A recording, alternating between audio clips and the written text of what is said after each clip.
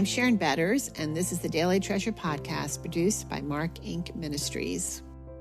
We are continuing in our conversation about a mission statement, how important it is, and what it means to be on a pilgrimage fueled by hope.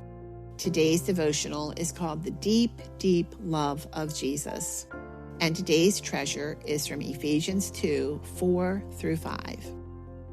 But God, being rich in mercy, because of the great love with which He loved us, even when we were dead in our trespasses, made us alive together with Christ.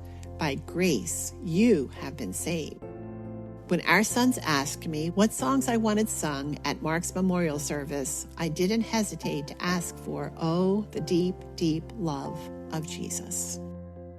Though we wanted to rejoice in our faith, I also wanted a way to express the anguish and desperate need for Jesus in the coming days. Remember the puddles of grace that the pilgrims ahead of us in life's journey leave for our refreshment?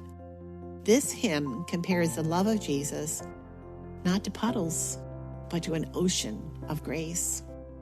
Oh, the deep, deep love of Jesus, vast, unmeasured, boundless, free, rolling as a mighty ocean in its fullness over me.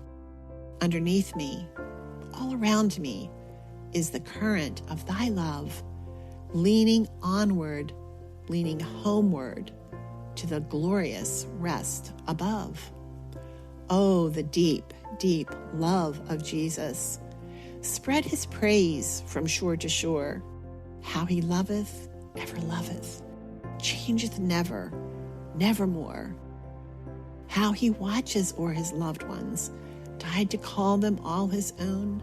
How for them he intercedeth, watcheth o'er them from the throne.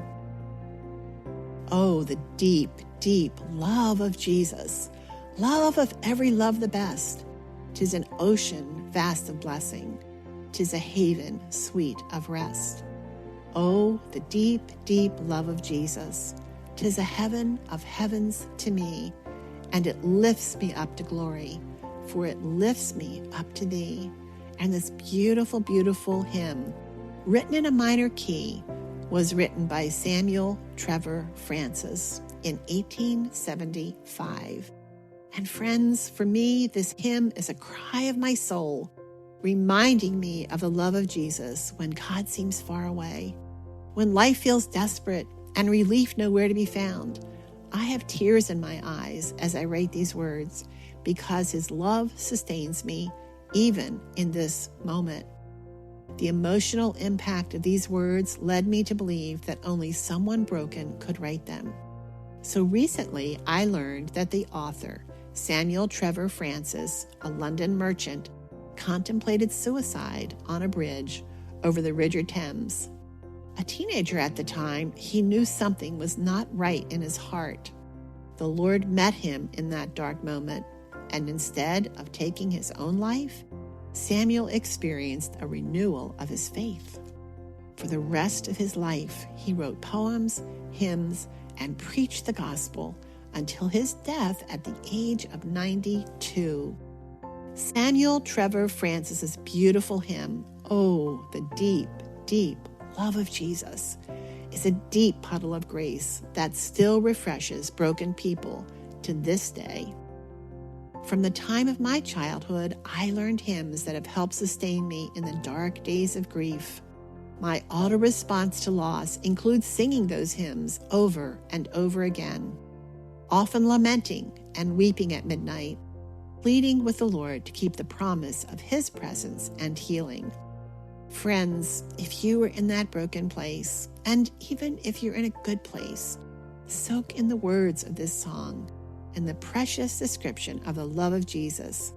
Listen to it. Let it follow you around today, reminding you of the ocean of love covering you when you know Jesus as your Lord and Savior. Oh, Father, the deep, deep love of Jesus, thank you for sending your Son as a demonstration of perfect love. Friends, I'm Sharon Betters, and what a joy, as always, to think about how many of you are traveling on this pilgrimage fueled by hope with us.